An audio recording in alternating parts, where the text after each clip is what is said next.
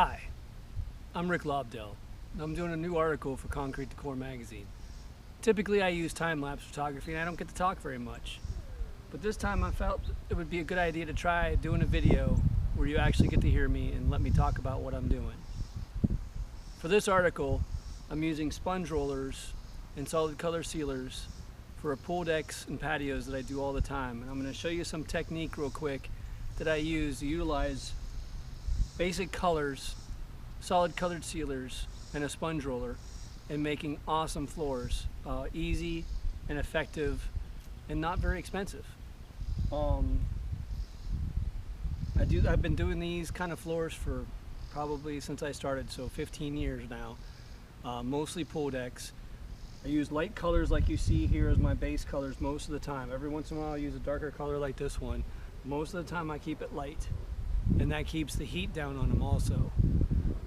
All these products I'm showing you today are from H&C. You can get it at any Sherwin-Williams. It's their Color Top series and they're great. They come in solvent based and water based, and you can use about any color of the rainbow. Typically I use these three colors. The color over on the far left is Bombay, the center color is Sandstone, and the darker brown color is Charred Walnut. They look great with any house, and my focus today is to talk to you about how ground color affects everything we do. I've talked about it in one of my recent articles about how important it is to understand that foundation color, whether it is the gray concrete, whether it's a white overlay, whether you're going to add color to the overlay. I'm going to utilize a solid colored sealer to show you the exact same thing and how color interacts with each other. And what I'm going to do, I'm going to take a sponge roller of each of these colors, and I'm going to put them on the other two colors. And what you're going to see is I'm going to use the same three colors on all three of them when it's done, and they're going to look completely different, but yet it's the same three colors. And it shows you how important that initial ground color is and how it affects everything we do. So let's check this out.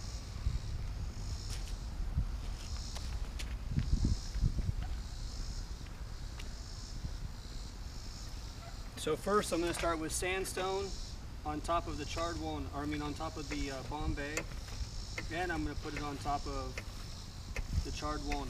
I'll do both of them at the same time. You don't need very much color on these. It doesn't take much at all. And you can just lightly sponge. Now imagine this is a big pool deck. I know you can barely see me, but I want you to see this instead. And I just lightly sponge as I go. I don't need much on here. And I'm not even a faux painter. So if there are any faux painters watching this, yes, you can make fun of me all you want. I keep it simple, and I just want to get some color down. It doesn't have to be perfect. A lot of times I'm doing design on top of these, and the design will take over and make it look even better.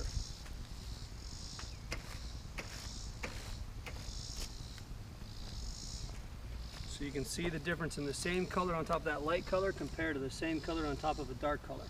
Look how bold it gets when you put it on top of here.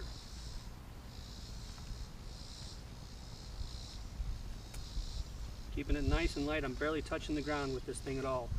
I'm letting it make its own marks, letting the roller do its job.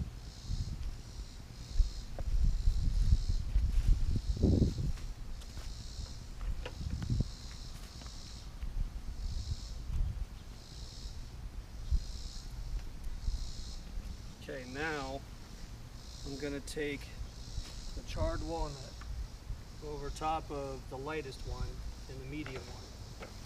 And the difference with these are, when I do a third color, which I'll end up doing on this one, I'm going to test it on this first. When I do a third color, I do a very light amount of it. So since this is the second color, and you can see how different this sponge rolls, every sponge you buy is going to be completely different. They're not very predictable. So you kind of just have to utilize each one of them. In fact, the person using the sponge roller marks differently too. I've had pool decks where I've had two people sponge at the same time with two different sponges, and they don't look the same in any way, shape, or form. Now when I go for a third color, I try to be really light about it. I don't want much color, which I'm having trouble doing because this roller doesn't want to work with me. Which happens too. There we go. Just want a light amount just to give it a little bit extra flair.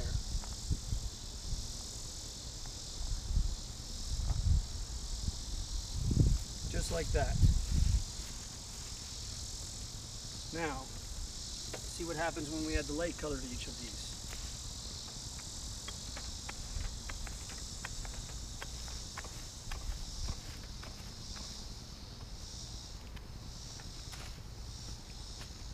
Start with this middle one and utilize just a little bit of light color on it.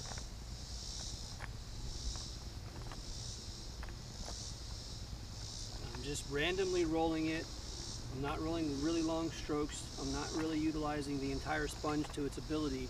I'm just using fine little details of it just to get some mark making, just like that. That looks great.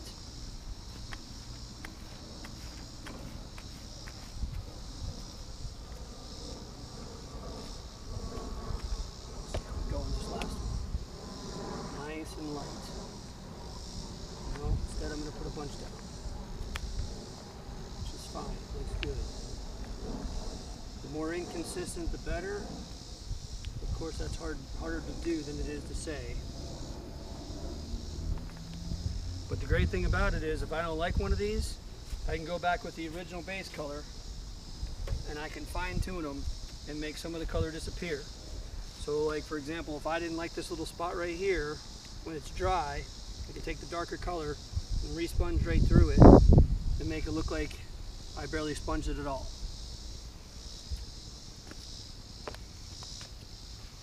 So this is just a quick technique, simple and straightforward like that I do all the time. It's very effective, very easy to do, and it's an easy way to make money for pool decks and patios without using overlay. Doesn't matter how old the concrete is, doesn't matter the condition of the concrete. It's a solid colored sealer. It's going to hide the ugliness of the concrete. The sponge is going to hide some of the cracks. It's going to hide some of the imperfections, and you're barely going to see them because of all the sponging. Now add design to that, and you've got one heck of a beautiful pool deck. And with that, I want to thank you for watching. I want to thank Concrete Decor for letting me write all these articles. I enjoy writing. I have a blast telling people how I do things. I like bringing out all this information and letting you see the world I've created over the years.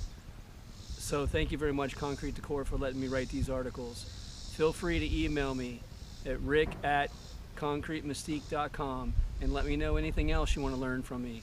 I've written a lot of articles over the last 2 years. I'm getting to a point where I need new ideas. So don't hesitate to email me at rick@concretemystique.com and let's see what I can get out there for your information.